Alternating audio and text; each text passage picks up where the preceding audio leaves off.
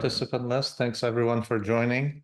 Appreciate there's a lot of familiar faces and we appreciate you.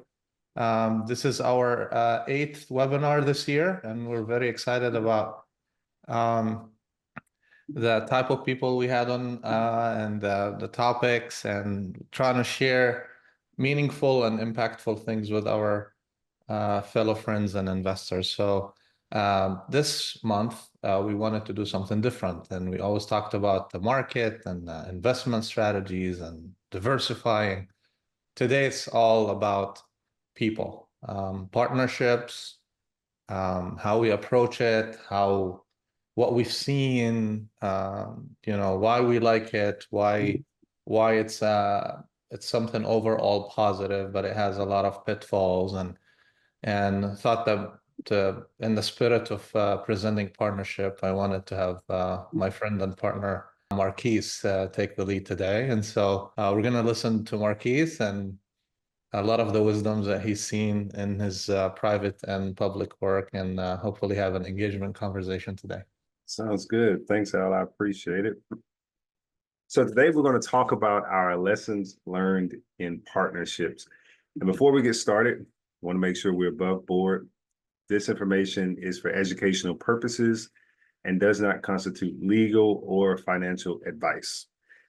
We advise everybody to consult your own legal and financial advisors before you make any investment decisions. We are not responsible for any actions taken based on the information provided. This webinar is being recorded, so make sure you smile, right? But by coming on camera and asking questions, you consent to being recorded and included in our on-demand video that lives on YouTube. Also, please message us during the event if you would like anything redacted, because we want to protect you guys' privacy, and we want to make this a comfortable environment for you. All right, so now all the legal stuff is out of the way. Story time. Recently, I had an opportunity of flying out to a city that I'm most familiar with. I'm redacting some of this information to protect the individual, but I flew out to this city to hang out with some friends or whatnot. While I was there, I got to meet an investor that seemed pretty savvy. We had connected a few times before we actually got in person. And you're doing all the right things. You're asking, hey, can we meet up? We had an initial meeting. Things seemed to go well. Learned a lot about the individual, learned a lot about myself. We had a number of pathways that really crossed. We were both interested in a nonprofit. We both had similar backgrounds, coming up in a lower income family, and some of those things. So it just really seemed that the relationship was meshing quite well. This individual had done some work in single family and was looking to expand into the commercial side, and had some success with some funds of funds. Essentially, that's grouping together capital to invest into a deal. And so really hit it off with the guy. He had an opportunity to invest with a deal, and it wasn't my expertise, it wasn't my niche, and it wasn't my market. It was a single family deal that was being offered up. And here at Investream, we have a piece of that, but mostly we focus on commercial and the multifamily here in Houston. But we started to expand into Oklahoma City. We've started to expand our markets as well. So anyway, I just said, hey, this is not for me, but I want to pass it on. I want to be a good friend to you. I want to keep this partnership going. I did that. And I reached out to someone I knew more personally, told him, hey, do your own due diligence. I don't know anything about this guy except for the few interactions we had, but I think this could be promising. They had an initial conversation. They got to meet. Person said, this doesn't work well for me. I was like, okay, we're going to pass on this, but I'll try to find you someone else.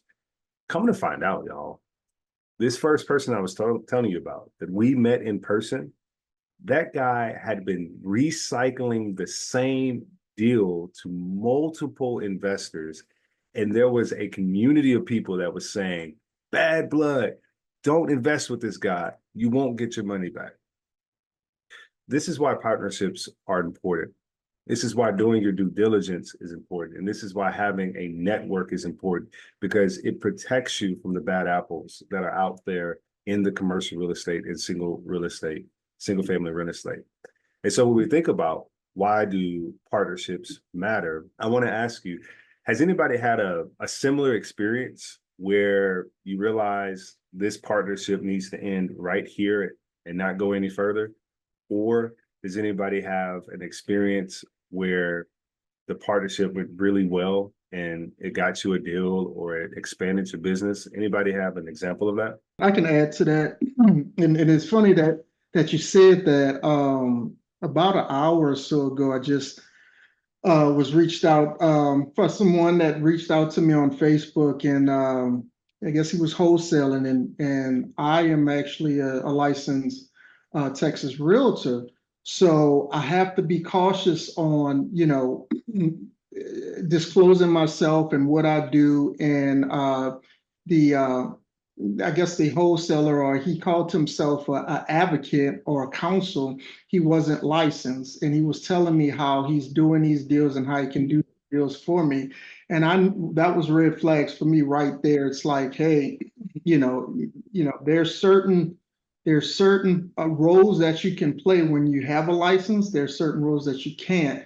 And I just kind of gave him some advice, and he was very, very enthusiastic and wanted to work with me. But right there, that was a red flag. Like, the guy is trying to get into the business, but yeah, until he can heed and understand, you have to move with caution in this industry. It's probably not someone I want to do work with at this particular moment. Wonderful. Thanks for sharing that, Jay. I appreciate that. All of us have experienced that one way or another, right? We've had the people that we reached out to or we connected to for the first time. And in our due diligence period of the individual or the team, we discovered some red flags. And so one of the things that I want to talk about are the benefits of partnerships and why they actually matter, right? See, when I think about partnerships, I think of it as being in a kind of a long-term relationship where you get to divvy up certain responsibilities and tasks. Because when you're in a partnership, that means that I help you, you help me, together we help the team. Partnership is in business is beneficial for the same reason, because when you work with partners and you work with a team, it allows for a greater sense of scalability, greater sense of expertise, and it gives you access that you otherwise wouldn't have enjoyed as a solo investor or as a solo member. So one of the things that happen is that when you think about these partnerships, one of my favorite quotes actually comes from Mother Teresa. She said, I can do things you cannot do. You can do things that I cannot do, but together we both can do great things. And that's essentially what partnership is. It's me pulling the slack in the areas that you're not strong in, you pulling the slack in the areas that I'm not strong in, and together our superpowers can cover each other's weaknesses. Now, when we think about scalability, doing it alone is always an option. You can always do it alone. You can always pull yourself up by your bootstraps and have that type of story. But no matter how much money and resources you have, there is always a limit to how fast and how far you can go on your own, because the resources and expertise that other partners bring to the table actually accelerates your scalability. A team may have a great pipeline, but they are lacking the capital in order to close these deals. Whereas you may have the capital and a network of high net worth individuals, and your deal pipeline may be a little slow. Well, if you partner together, imagine what can happen when the deals meet the money. Let me put it to you this way. Here's an analogy. Studies have shown that a full-grown horse can pull about 800 pounds. A full-blown horse can pull up 8,000 pounds. When two horses get together, they don't pull 16,000 pounds. They actually pull 22,000 pounds. So you would imagine that two horses would be 8 plus 8, 16. But in fact, two horses go beyond what they could contribute individually together, because collectively they could exceed even their own expectations. So in real estate, one team may be able to go solo. Another team can go solo, but when they bring themselves together, that is a force to be reckoned with in the industry. And that's why partnerships is so important. The other reason is experience, right? It's important to be able to leverage the experience and the expertise of other operators or of other partners in the business. No one can be an expert on every side of the business. For example, real estate has different asset classes. When someone says they want to invest into commercial real estate, the next question really is, okay, what asset class? Even within apartment complexes, there's a difference. Are we talking 1970s with Class C? Are we talking early 2000s in Class B? Are we talking the new models and new construction? Each of those are a different level of expertise that require different management, different business plans, etc. And so if you have a particular business plan that is in mind, you want to make sure that you're leveraging your partnerships that can bring in that expertise to help you have a more successful plan from start to finish. Whatever you focus on, make sure that you have partners that are both vendors and management partners, people who can fill the gaps where your expertise may lack. The other thing is, partnering also alleviates the need to ramp up your highly skilled cost resources in-house upfront. See, from partnering on the deal, let me give you an example. When we partnered on a deal one time, we came in to help a team raise capital. We took down a deal. It was a success for our investors and their investors. But one of the things that we got out of the deal that was so sweet is a year full access to a data software that we use to underwrite all of our deals today. And that came free of charge simply because we were working with the right broker due to the team bringing us on to the deal, and we were able to add value through the capital raising as well. The last thing that it does is access, because let's be honest, the world of business isn't fair, and it's especially true for the real estate industry. Being successful in real estate is all about forming relationships and gaining the access. When a new deal comes up or a new opportunity presents itself to someone in your network, access can mean getting the first call or getting the last call. It can mean getting the reciprocity of you doing the same for them or that team missing out on what you have. The way I like to think about it is, say Amazon has a deal, right? We just had Prime Day. Everybody knows about Prime Day. Everybody's getting in on Prime Day. We tell our family, we tell our friends, we tell our coworkers, hey, did you see that such and such is having a deal? Yes, don't miss out. But what if Amazon Prime only had a limited number of deals that they were given?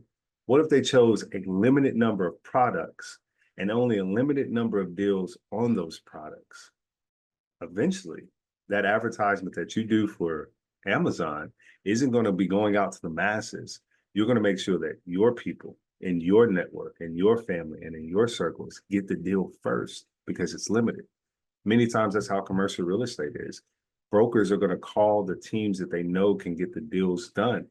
And if you have access to that team because of deals that you've done with them or value that you've added to them, now you have access to something that you otherwise would not have had access to.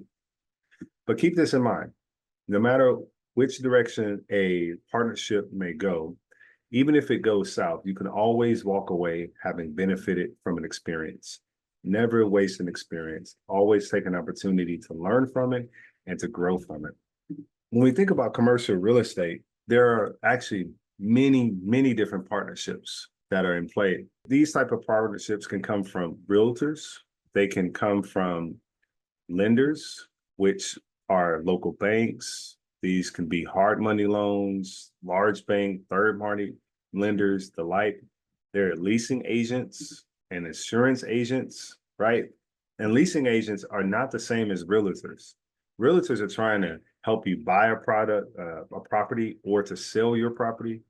But the leasing agents are trying to help you find the tenants for your retail or your light industrial or whatever other asset class you have where you're looking for businesses to house. You also have construction specialists, you have value add specialists, and you have asset management experts.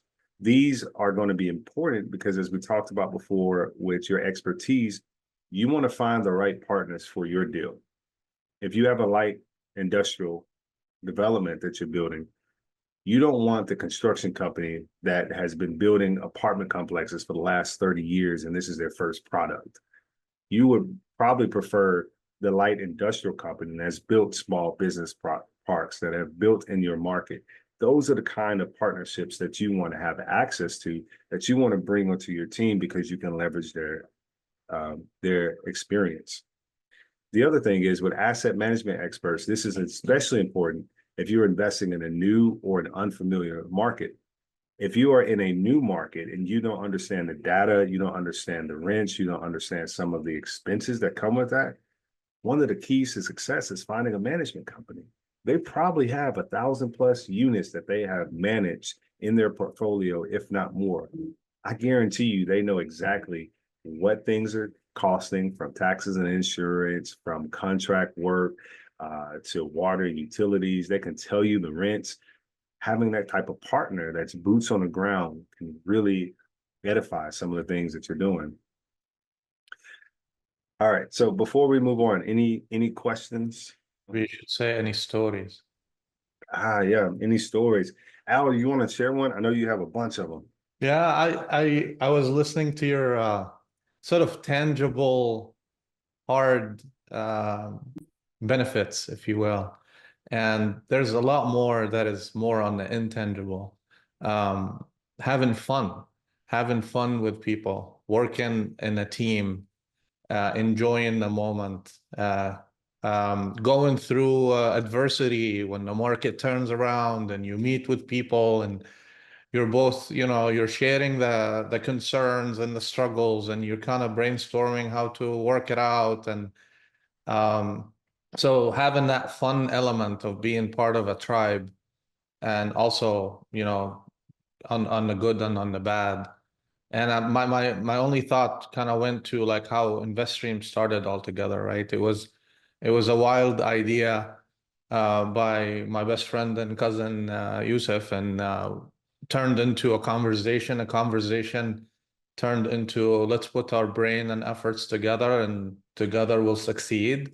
And it doesn't mean that we have shared skills or backgrounds or even mindsets on certain things or styles of conducting business, but having that shared value of growth, of help, of support, and sharing those struggles and wins, new ways to solve problems, thinking outside the box. Everybody has a perspective. And so starting Investream was just kind of resembling that, and forever grateful for having people around me who can help, who can support, who can think outside the box and kind of challenge me every day to always step up. So kind of like the intangible side of partnership isn't always like, hey, you do this partner, get a deal, or go this partner to get money or to get investors.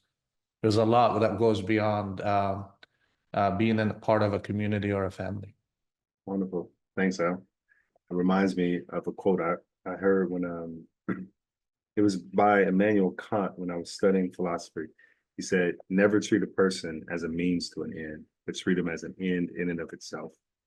Meaning with these partnerships, never treat somebody transactionally because you're looking to utilize them for a particular result or a reason, but always use these relationships in a transformational way, because the person is a person of sacred value, and it's the relationship that matters.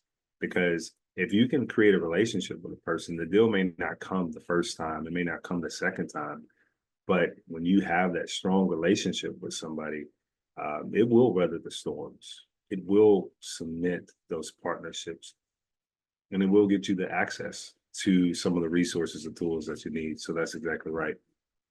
Now we're going to talk about some of the fun things, which are the red flags in partnership building. I like to think of this in 3 ways. Some of the red flags that we've identified here at Investream are the partners that are unreliable, those that maybe lack a little transparency, and those that are a micromanager. Now, when you get all 3 of these in one, I call this the lava pit. This is your great exit, right? This is when you need to just run, okay? So when you think about the unreliable, that's truly a person that's kind of ghosting you. Now, we understand life happens. Sometimes people are slow. Sometimes people forget to email. That's not here or there. We're really talking about where if you're giving it your all and you really don't get the reciprocity from the other team, it's like if you're giving it and all of a sudden they're ghosting you. It's you always are having to be the one to call, to reach out, to make things happen, to get traction, right? Ghosting in a relationship is something that can look like someone never answering your texts, they're never following through when they say they would, they're not following up with other partners or brokers or teams, your deadlines for stuff are not being met. Like these are people that are unreliable. One of the things that I like to say is when it comes to some of these partners and finding the red flags, is that sometimes people would hide these, right? They don't want to just come out and say, hey, I'm going to be Mr. Unreliable. Nice to meet you. I'm glad to be on your team, right? Nobody's going to do that. Instead, what they're going to do is try to hide it or try to play nice. And so a thing I like to say is you can always tell a wolf in sheep's clothing because they'll smile before they bite you. And what I mean by that is a wolf in sheep's clothing is someone who's masking themselves as one thing when they're completely something different. And usually you'll be able to see their teeth before they actually sink them into you. Essentially, you'll be able to see some of these things coming out in their character, in the way they're handling emails, they're handling texts, they're handling small tasks. Because if you can spot it early, you might be able to notice, I think this person won't come through on a more major task that I need from them. The other red flag is that if they are a control freak or a micromanager, right? Those are the people that have to always have their hands on everything and they are always in the details, right? I like to think of it as, say, you're going out to a restaurant, okay? Say you're going out to a restaurant. You ever had somebody that just orders for you, right? They just order for you. Now, in my opinion, that's a good thing because it's nice to be known. It feels good for people to understand who you are, to know your taste, to know your values, right? It's like when my wife and I, we'll go to Papados and she knows to give me that punch and train with the Alexander sauce on the side because I'm trying to watch my intake of fat and grease, but it's still so good. Or when we go to Cane's, like we just did this past Sunday as a family, and I get the Caniac combo because I want 6 chicken strips with no slaw but fries and give me the bread, right? When my wife orders for me that way, I'm good. You know me, I feel loved. Thank you so much, right? That's like a love language, okay? But what if it's the first time you're meeting somebody? Very first time. You don't know them, they don't know you. You're just meeting up for coffee, trying to get connected in person, right? And all of a sudden, you sit down and they say, he's gonna have a vanilla latte with a triple shot of espresso, not realizing you're lactose intolerant and you are coffee sensitive, right? I know it's just a small little example, but the same can be said in business, truly.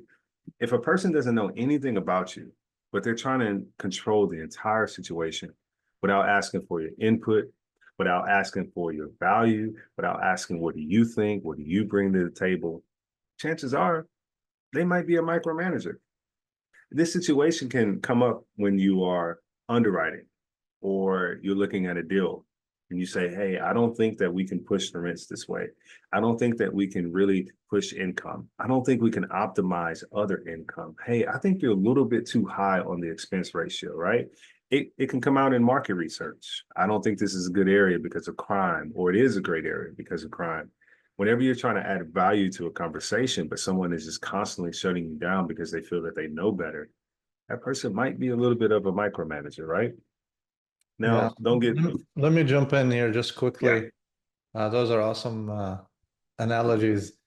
You know, in our partnership, we decided that we're going to be in the world of dating. This is going to be an area for us to explore and learn from others and build those relationships over time. And without practice, it's not going to work. You have to practice it and kind of vet the right people from the bad people. And sometimes, you know, it starts well, most of the time starts well. And just like dating, you know, over time, you kind of discover and uncover things. And you start seeing through adversity or through conflict the true behaviors and manifested. We had, you know, a couple examples, and early on I had person that I worked with very closely, almost on a daily basis. And we were underwriting deals together. We were putting offers together, and we were working as a very engaged team. And the moment we landed the first deal, that person vanished to a point that I had to call his wife to check like if he's still alive. And since then, we haven't talked. We took over the responsibility. We kicked that person out. We still send them the K1 ownership for the effort that they put in. But it can happen. It can happen. You know, as engaged as they and that person was early on, they just vanished. Another group, we really clicked and we worked on deals together for a year. And we actually had a deal together and we're working together nicely.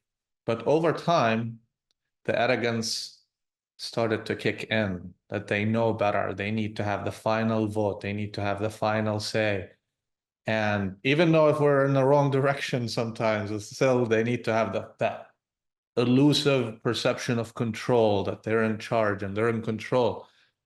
And hey, that relationship was great. I learned a lot. We built so many things together from systems and processes, etc. But would I work with that group again? Probably not.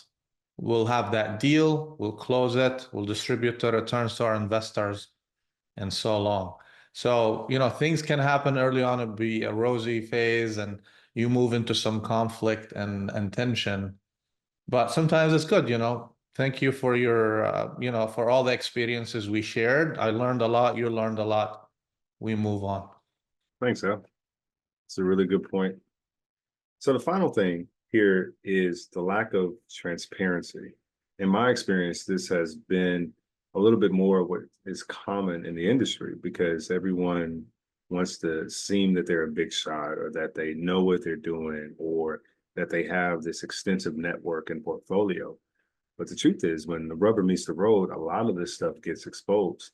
People may try to puff up their accomplishments. They may show off their lavish home and lifestyle. They may post a picture from 10 years ago or something that extreme. And it can kind of leave you completely off guard when you actually get to know the real them. Truth is, a lot of us actually wear masks. So when you start working with someone, right, you might think that they are this one particular person until over time you realize there's something a little bit different going on, right? You actually don't know what you're doing. And so the way to reveal someone who's lacking transparency or who's hiding behind a persona or whatever is honestly just to start asking questions. Start in any partnership, right? You can ask if a deal is being done, ask for the underwriting, ask for the assumptions with the deal. Why is it that you're coming up with this number as a purchase price? We recently had to do that for one of the deals that came before us, just asking for more clarity on some of these things because we had a certain understanding of how the market was going and the trajectory that we believe rents could reach. And, you know, that was just a difference of opinion. And so when you think about these red flags within partnerships, all of us have weaknesses and all of us have areas that we need to grow in. But when you find someone that is unreliable, isn't transparent, and is a micromanager, that is your opportunity to run before you start officially dating them, right? Just as Al said, we like to think of it as dating. So let's leave while we can still be friends before we get involved and now we really have to end this. So let's talk about tips for fostering lasting partnerships. A couple of tips are, the only way first that you'll know whether a partnership is happy ever after is by testing the waters. So here are a couple of ways that you can test the waters. Remember, compromise via small shifts, not big moves, right? One of the first things you should identify when you're working with someone is where are you aligned? Perhaps you're not aligned, right? Maybe it's your values, your goals, or your objectives and your style, but they should all be complementary. They don't have to be identical, but can we be complementary? If we're going to do business together, I want to make sure that I know the kind of person you are, because the kind of person you are informs the kind of decisions that you make, right? If you find yourself frequently getting into moments of tension on personalities and values, this becomes a much bigger issue than having different styles of underwriting or ways of doing business. The second is that it's just okay to take it slow. Just like in the world of dating, as Al said, you want to take it slow. You want to get to know somebody. You want to get to know, how do you do deals? You want to know, can they really deliver on some of the things that they promised, right? Being slow could look like doing one project together, and then we're going to sit back. We want to see, how do you manage under stress, right? Can we collaborate on another project? As Investream, we've partnered with a number of teams that you'll see on our deal page on our website. And for these partners, we've vetted them, we put them through this similar system. And there are some partners where we sat back and we watched and we said, okay, I like the way that you do business. I like the way that you guys think. I can see your values. They're aligned with us. And we are interested and open to more partnerships down the line. Just because you do one deal with a team doesn't mean you'll always do a deal with them. It just means your opportunities are open. It's also okay to decide to separate after a project, right? But whatever you do, at some point, you just have to jump. At some point, you have to get in the water. At some point, you're going to have to try out a relationship. You're going to have to try being involved. Being risk averse is one thing, right? Analysis paralysis. But if we wait too long, you can truly lose out. Just like you don't want to lose out on that one in your life, right? You want to find that one perfect person. If you wait too long on the sidelines, analyzing a deal, analyzing a team, waiting this whole process out, you may miss on some great opportunities because you're too afraid to jump in, right? And so instead, what I suggest and what we at Investream have done is we have a process of how we will kind of process of how we vet our teams, right? So we like to look at how many projects will we use to test this relationship? What criterias in their team are must-haves?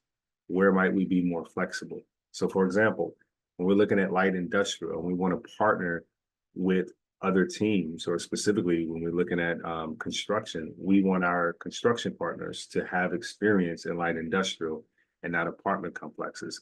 There are times when we're talking with brokers, and brokers have become potential LP partners as passive investors, or they brought to us the attention of, they have architects and they've done this stuff before and they want to invest with us and be co-GPs and that sort of thing. And so we have a process of how we identify our potential partners.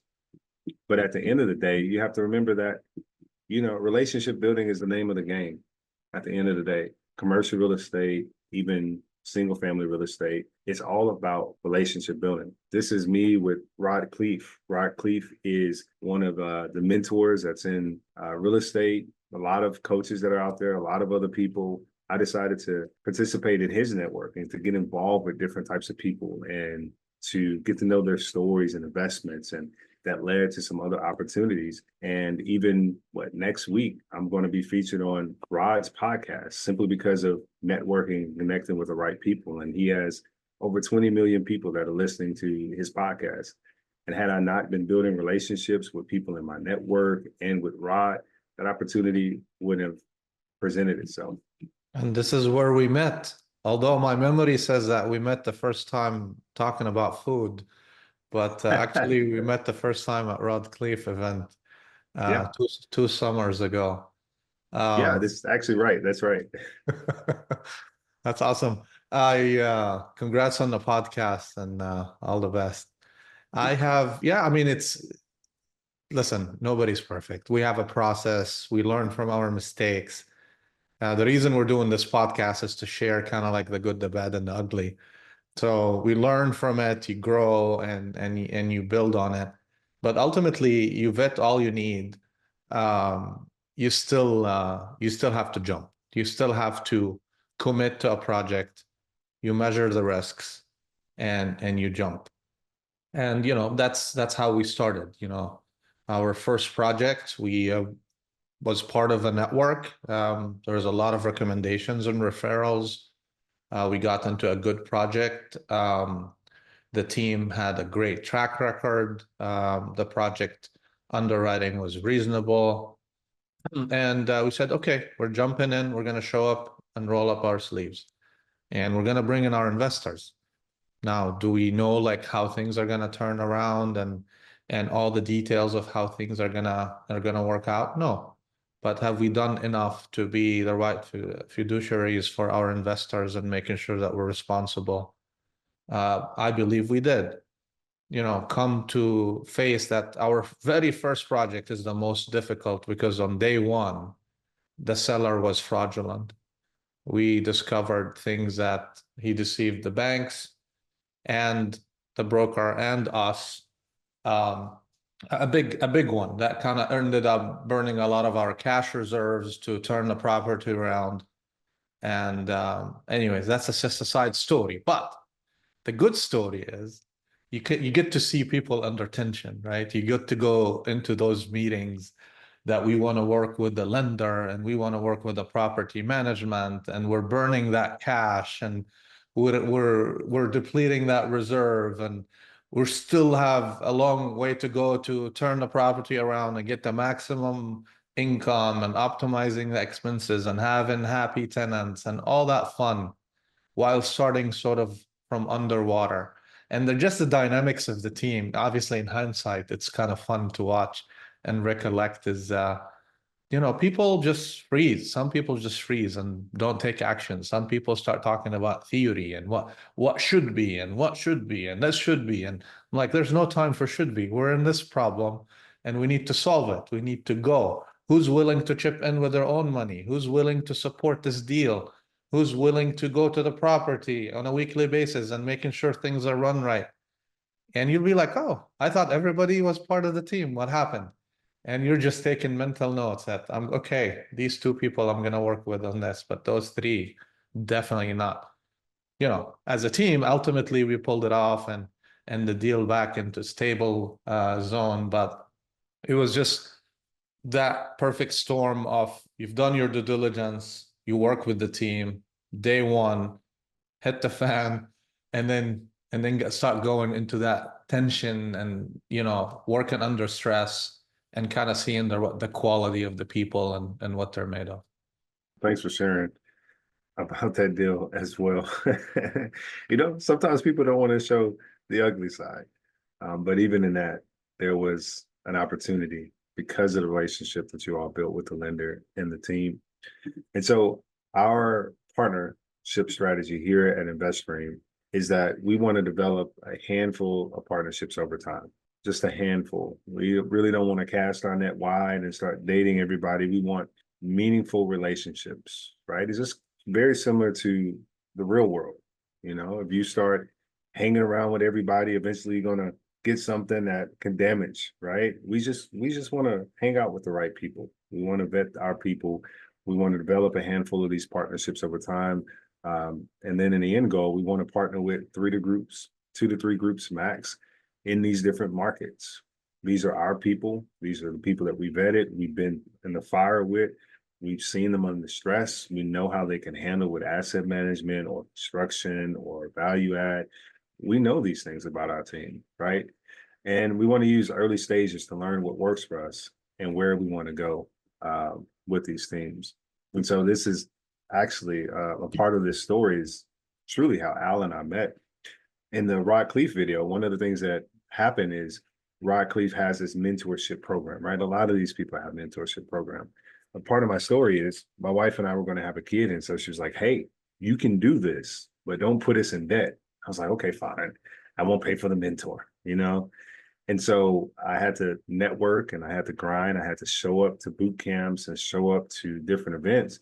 And Al and I were running in similar circles.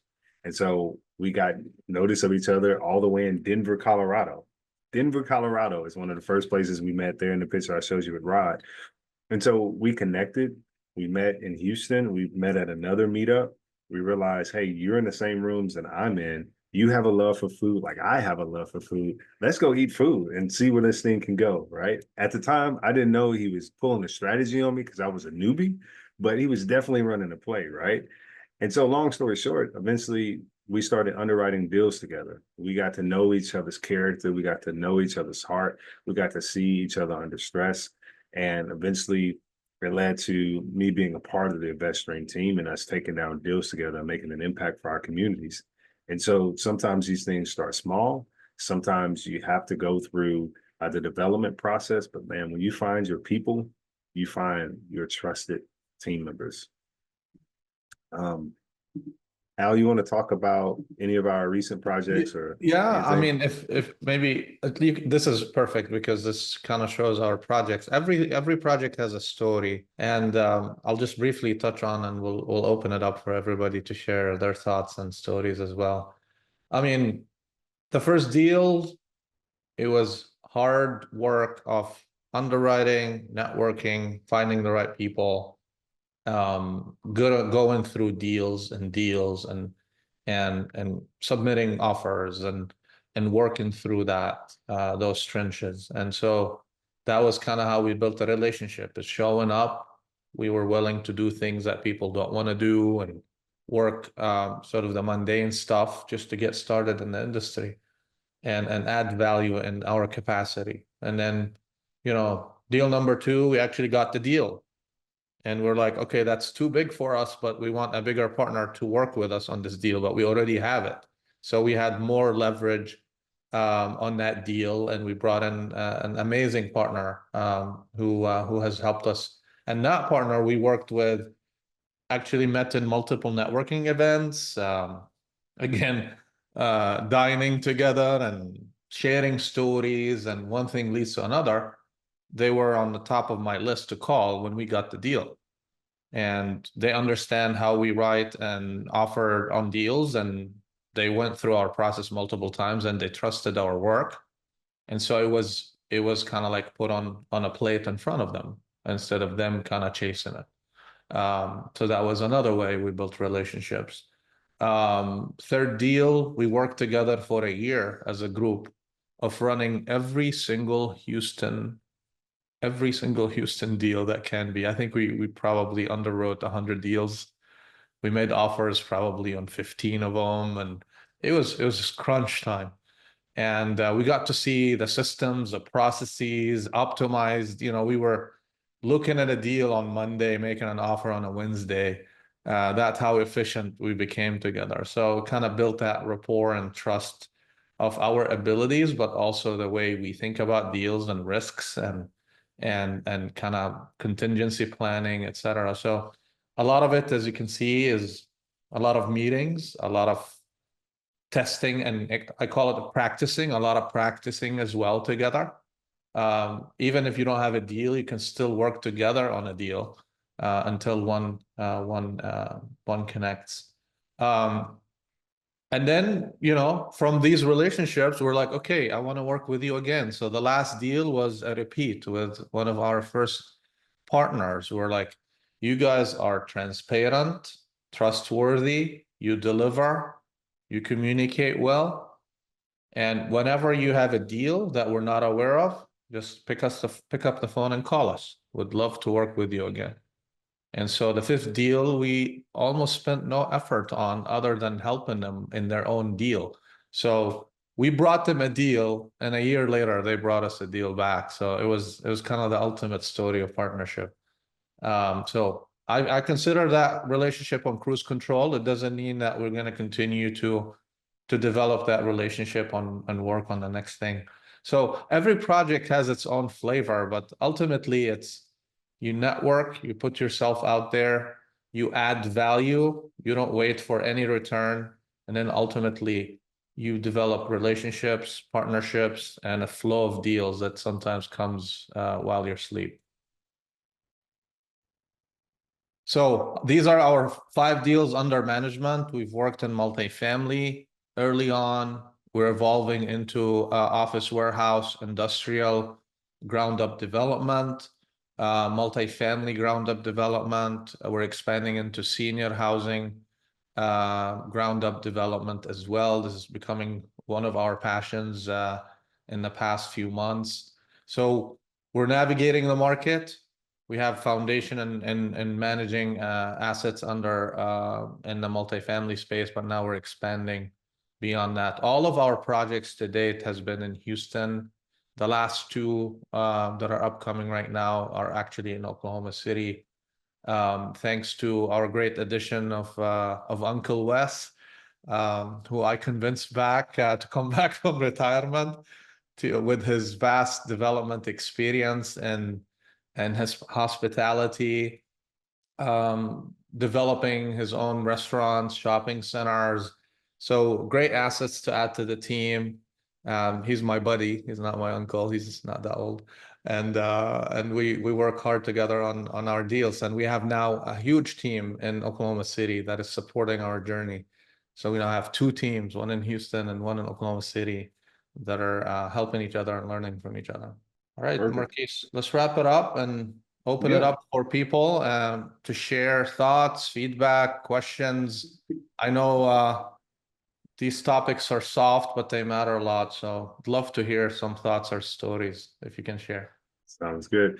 Again, thank y'all so much for joining our webinar. We host these once a month, try to provide educational value to many of our investors and our friends. We also have a local meetup in Houston. You can find more information about that through our emails. If you're not signed up on that, go ahead and do so on our website. We'll learn more. And again, we'll have this recorded, so we'll send this to you all as well. But thank you so much for your time tonight, and make sure you're following us on the social media pages so you stay up to date on upcoming deals as well as upcoming other opportunities that we have. Have a great night.